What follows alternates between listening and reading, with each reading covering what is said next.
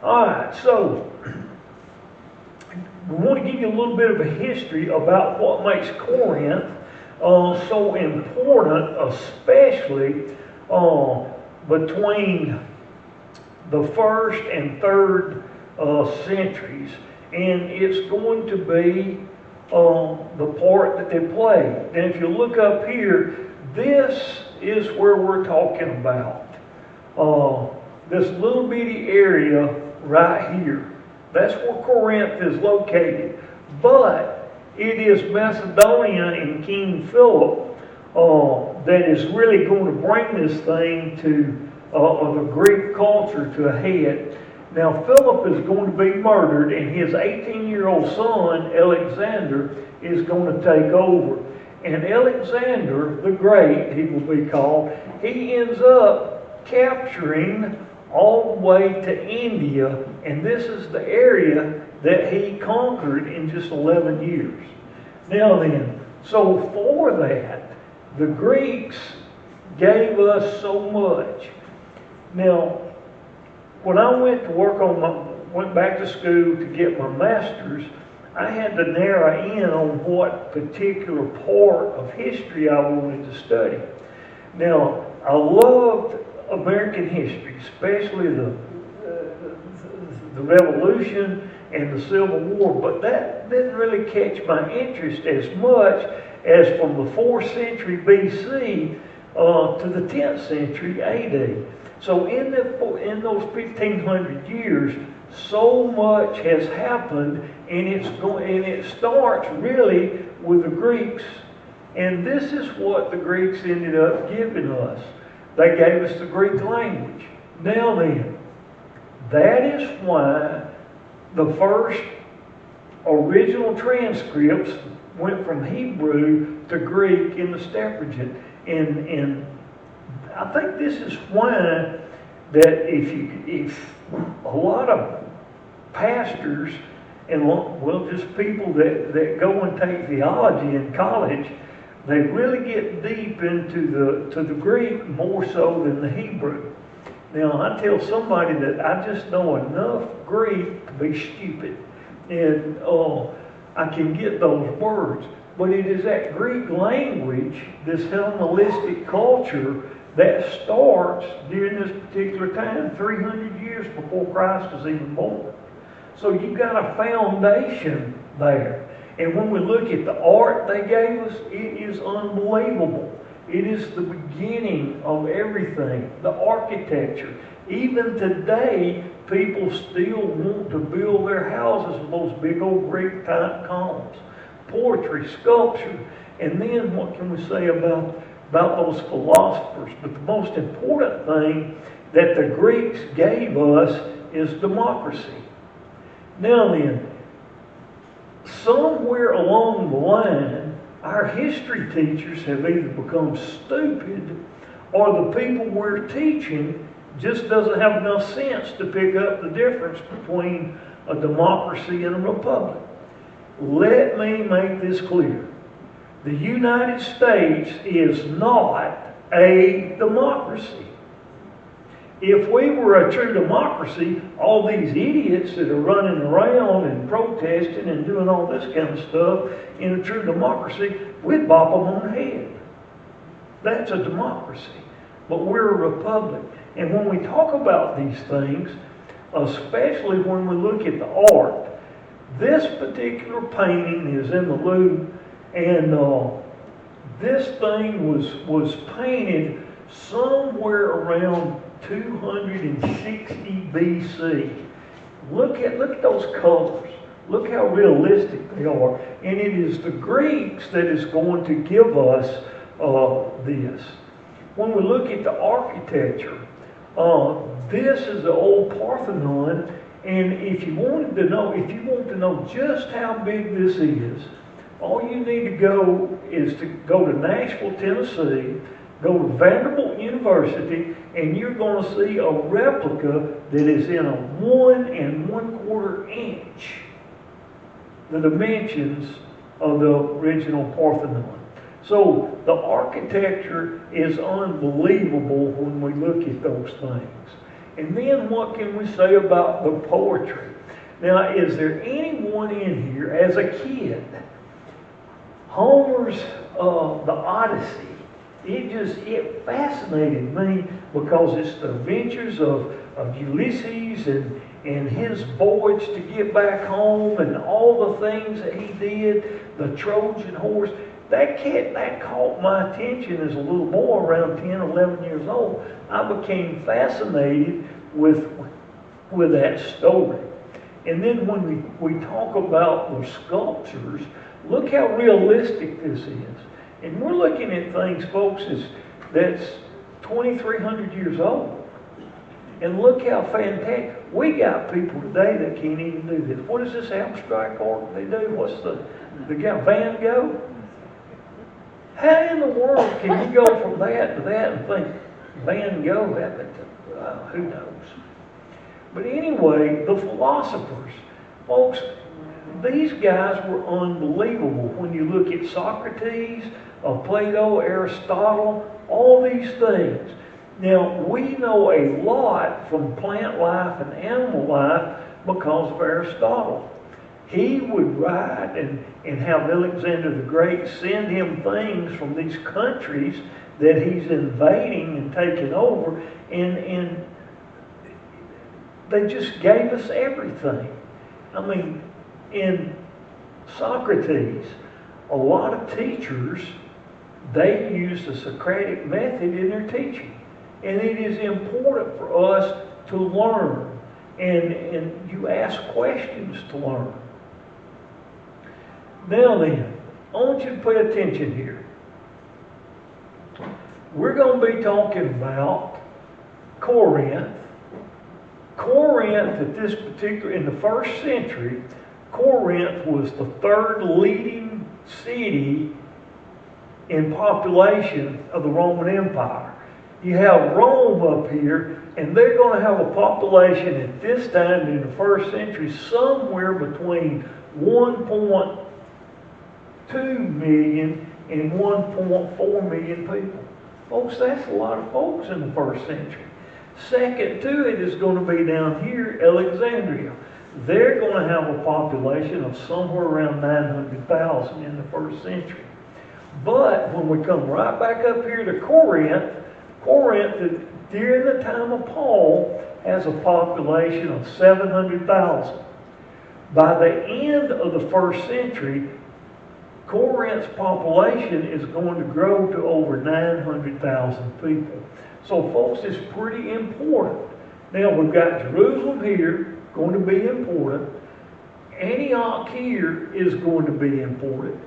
This is not the Antioch that we'll talk about that we have studied, which is here. Okay, remember that. Now then, what makes this little bitty country so important? Well, you got the Aegean Sea here, the Aegean Sea here, the Adriatic Sea here, and I want you to look at all these today. All these green areas is considered Greece. Within this area right here, there's over 1,500 islands, small islands that people inhabit. Now, they may not have more than 20 people on it, but people live on these islands. But I'm going to give you a fast forward to 117 AD. This is going to be the Roman Empire. Rome's here, Alexandria's here, Jerusalem's here, Antioch's here, but right there is Corinth. Corinth, if you look at the map, is at the very center of the Roman Empire. The very center of the Roman Empire. Now, that said, during this time, there's going to be oops, I messed that up, didn't I? This word right here, Pax Romana, it means Roman peace. Now then, Rome kept the peace here. Throughout the Mediterranean, there were pirates. They would raid, they would take from the merchant ships, but Rome had warships that constantly sailed the Mediterranean. So look at this. That's a pretty big area, isn't it? Well, what makes Rome so great, made it the greatest empire, is going to be the trade routes.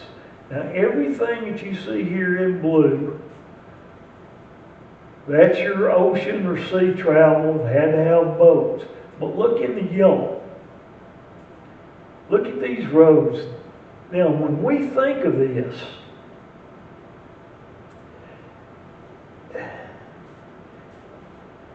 when you think of how Jesus and the disciples traveled, in my mind, I used to think that they were traveling on these little dirt paths, these little cart paths. They was having to walk through over rocks and all that kind of things to get to where they're going. Well, folks, that just wasn't so. So when we look at Corinth, everything is going to go through Corinth if you're looking at it by sea. Look. From here, from Alexandria, they had to go to Corinth. From Antioch, they had to go to Corinth. Now, everything from the east had to go through Corinth. So can you see now how the population grew? Now then, of those 700,000 people in the first century, 2/3 of them were slaves. Okay? The rest were made up from people around the world, or the known world at the time. So what made Rome so great is this right here. The Roman road. This particular road right here was built somewhere around the year 50. That's it. This picture was, I think, was made sometime in the 1980s. Now then, we see this and we look at it and think, man, that's rough walking. Look how old the thing is. Now then, when Rome decided to build a road, they built a road. It's something that I think the engineers today, our highway engineers, I think they all come from Auburn. I'm sorry, Auburn fans. Because they don't know how to build a road. You don't believe me? They just got through blacktopping all the roads in Alabama, trying to. Hey, by the end of summer, them things don't have so many potholes in them, you can't even drive. They started by digging down. Now look here. They started with lime, mortar, and sand that laid the foundation. Then they come on top of that with cement and broken stone. And then on top of that, more concrete, more sand to smooth it out. And then they set the rock in cement. But when we look at these things, here is another road. This particular road is in Italy itself. Do you think you could walk on that? I tried. We couldn't. I mean, it hurt. But during this particular time, all this right here was filled in with sand. And the Romans constantly had people or had folks working to keep these roads in shape. So that's why when you look at these roads, they were able to move. Now then, Paul would have traveled this road here all the way to where he wanted to go. Paul traveled the roads probably during the safest time that pedestrians could travel, because the Romans kept the peace. Paul's problems came when he got to where he was going from the crazy people that didn't want him there. I mean, so that's the problem that we got. So when we're coming in now and we're looking at Corinth, This is Corinth today. Now, you still got a lot of old ruins that you can see around, but the population of Corinth today is 30,729 people. That is according to the 25 census that they just finished. Now, that's a far cry from 700,000, even 900,000 in the 3rd century. So that is what it looks like. That's what it looks like today. Now then, we said that Paul was there. He goes there on his first missionary journey. He doesn't found the church until the 2nd journey. But when we look at this little old bitty Corinth, right here is what makes it so important. Is this little isthmus right here. This thing is 3.9 miles across. They had a seaport here, and they had a seaport here. Now then, when we look at that, how would they get their boats across? Well, they'd drag them across. Now, they had a road that was built from one end to the other, and they actually had skids that they could put the ships on, the smaller ships. They'd put the smaller ships on those, and they would drag them all the way across. So Google can tell you a lot of things. So if you pull it up on Google, it actually took these guys about 4 hours to get a ship out of the water, to drag it across the isthmus and put it in the water on the other side. Now the larger ships, they would come in and they would take the cargo off, put it on carts, carry it across, and then unload it or load it on another ship. So this is important for trade for Rome. This is how they became so great, is in doing this. Today, if we were to go to Greece and we went to Corinth, this is what you would see. You got the canal there. Several people through the eons tried to build a canal, but it wasn't finished until sometime in the early 1800s. So that is Corinth. It's still important to trade. Now then, when we say that, during this particular time, ships were very, very important. Let's see if I got that. Yeah. Going from Alexandria to Corinth, then to Rome, it would take by ship right at 2 months to get there. Now then, you could be attacked by pirates. You didn't want to travel from October to April because more than likely the storms that would come down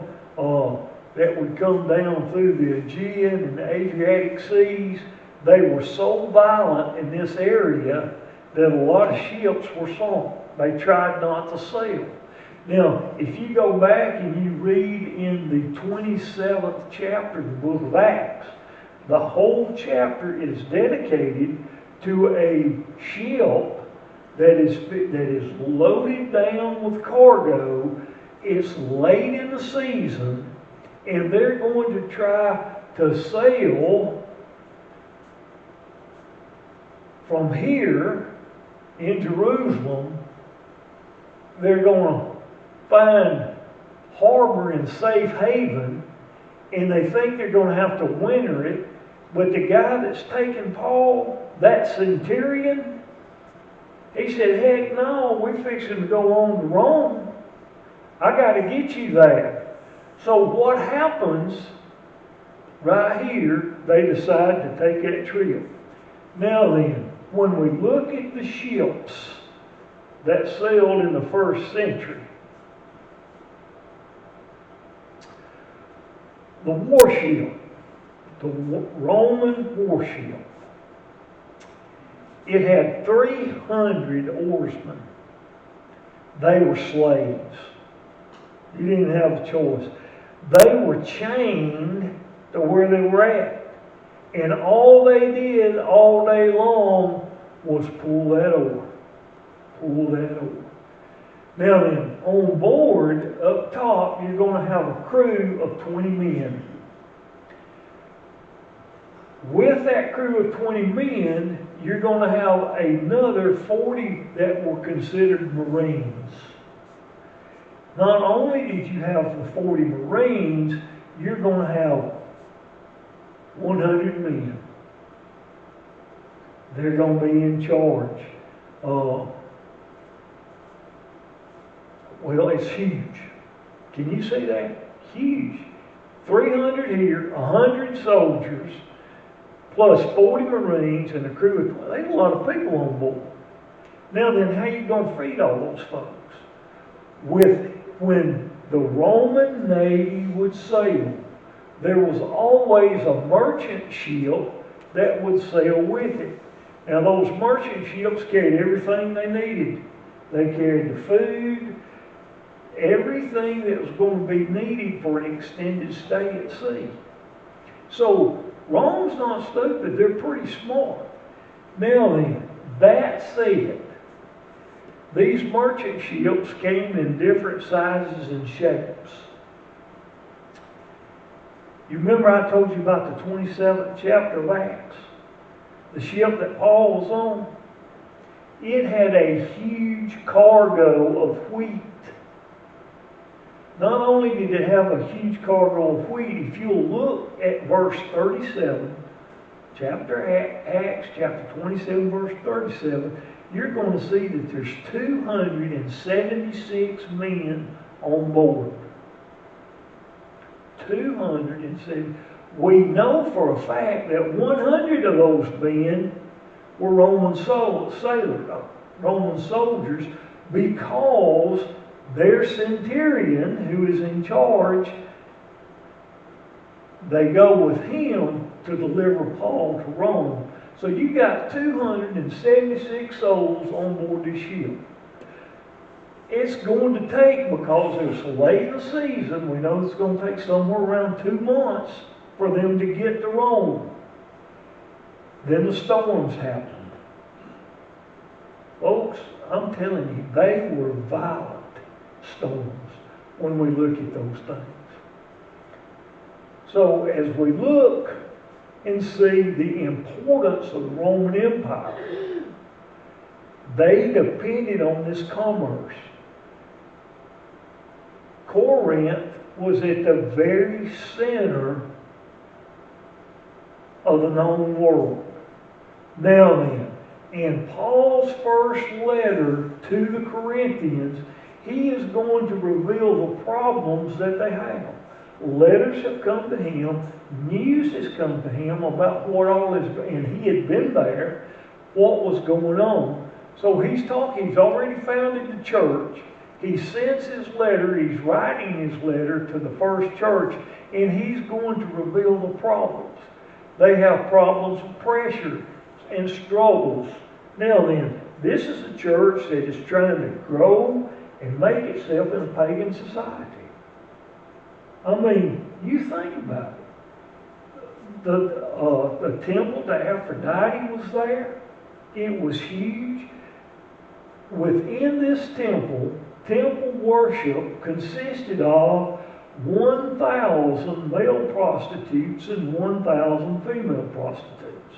In order to worship Athena, hey, you could go in and request one of those and have your way and do whatever with these people. It was a wicked, wicked time.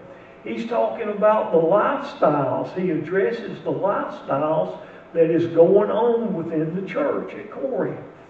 Now then, I want you to think about, he lists those right off the bat. He's talking about fractions. Fractions. Hey folks, we have fractions today within our churches. Factions. Thank you, mate. See, that's why I married you, was to keep me straight. Now then, we're going to kind of rub up against one another, ain't we? So we got problems. What kind of problems could we have? Hey, if you stand back and you just listen, you can hey, that church right over there. You can already hear. Well, I think we ought to have blue pulpit, blue, what do we call them seats? Pews. We need to have blue pews. No, we need to have red pews. We don't need pews, we need chairs. See?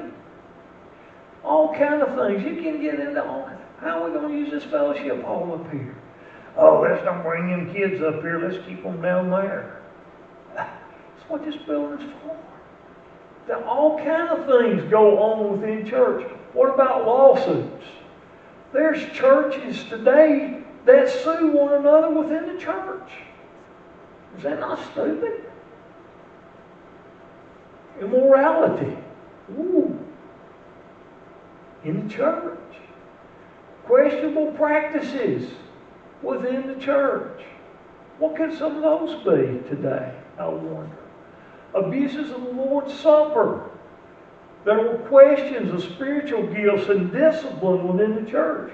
Some churches say, oh, you're not supposed to discipline. You don't need, you'll hurt their feelings. They won't come back. What about when Paul shares words of counsel, and that's what you'll get into in this chapter, of how we're to deal with one another, how we're to treat one another, how we're to act with one another. Folks, these are the very same problems that's going on within our churches today. Is it not? So, as we begin to look at Corinth and the study of the Corinthians, when I left Brooksville Baptist Church, Don and I went to Locust Fork, and Dr. Dinkins, Charles Dinkins, he had taught seminary in New Orleans. He had pastored several churches, huge churches in Alabama and in Mississippi. When we went, he wanted to start a new Sunday school class. But here was how he started his class.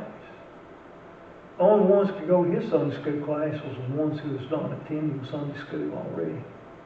You couldn't just get up and go. Well, since Don and I were kind of new, we got invited into his right off the bat. This guy was he in his early 80s?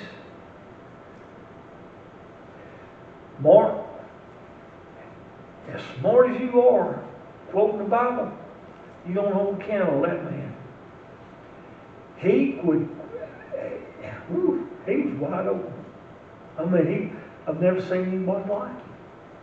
But I'll never forget, he said that in the book of Corinthians, you learn how to be saved, you're going to be saved, and you're going to be saved again. And I thought, what in the world is he talking about? Well, here right now, I'm saved. Jesus Christ, because of Him, I'm saved. Hey, when I attend to heaven, when I make it to heaven, I'm saved. So, Corinthians is a process of where we constantly have to work on self. Where we constantly have to build and encourage one another as we study, as we have church, as we fellowship. Linda, one of the greatest things, your idea, is it yours or was it Bob's? About the white Christmas. Just go to the other church. Oh, you okay? I was once Bob's over in Portland. See, I took credit for it if Donna would come up. Well, yeah, I've been saying that for years. But that is a great way to bring people into the church that's not attending Sunday school. I mean, is it not? Fellowship with like-minded people. That's what you got to do. You want to stay on track? You sure can't go to the bar and get her done. Well, this is where our study is going to begin. And Mark, I'm not going to go ahead and start this because Mark and I kind of got together this week, and so for the next 2, probably 3 weeks, Mark is going to lead us in 1 Corinthians. And it is a base. 1 Corinthians is a base for all Christians. We need to take it and apply it.